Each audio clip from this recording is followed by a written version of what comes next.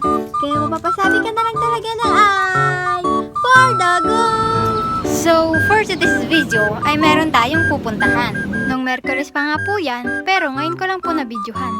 Sa sobrang dami din pong ginagawa ng babae na to, ngayon ko lang naharap. So, ayun nga po guys, ang ganap po for today's video ay gagawa po kami ng products na titikman ng mga judges sa aming paaralan.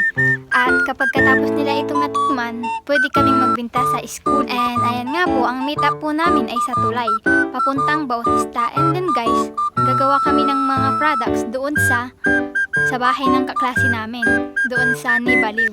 And pagkarating nga po namin guys, ay nag-umpisa na po kami. Kasi meron po kaming hinahabol na oras dyan. And then nga pala guys, dalawa po yung grupo na naan dyan, which is yung sa amin and then yung sa kaibigan namin. Pagkatapos nga po naming magluto, ay kumain na muna kami at nag-ayos para naman fresh pagkarating sa school.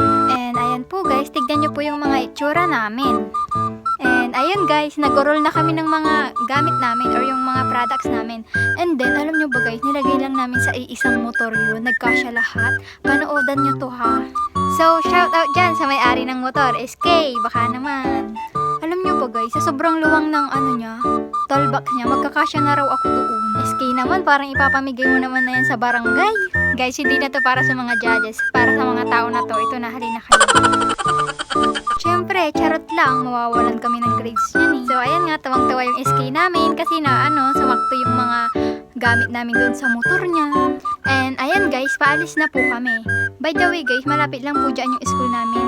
Sa BPC lang po. Kaya yung parang maglalakad lang. Pero dahil nga tamad kami, nagmotor kaming lahat. And ayun nga po guys, nandito na po kami sa harap ng Royal Mall. Kaya kinukuha na namin yung mga gamit namin at i-roll na naman sa taas. Nagpe-pray po kami niyan na sana maging successful kami kahit yung niluto namin ay mali-mali.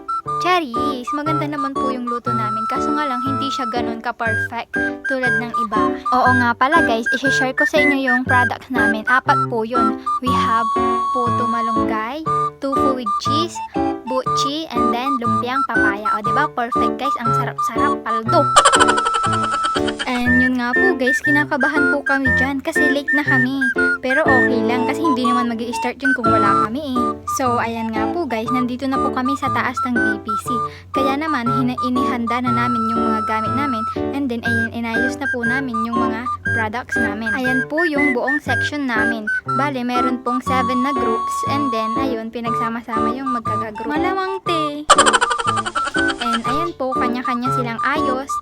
Kanya-kanyang ayos ng plating, mabonggahan. And nga pala guys, ang tagal ng isa naming kasama ay nasa kanya yung plato, kaya hindi kami makapag-ayos. Pero okay lang, successful naman. And hindi pa nga dito nagtatapos itong products na ito dahil magluluto pa kami sa mga susunod na araw. And ayun nga po guys, dahil dumating na po yung plato, inayos na po namin yung mga products namin.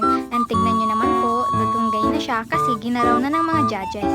And yan po guys, waiting kami sa mga judges para tikman nila yung mga products namin. Ayan nga po pala yung mga kagrupo ko guys, mga stress na sila pero fresh pa rin. And dito na po nagtatapos ang video na to.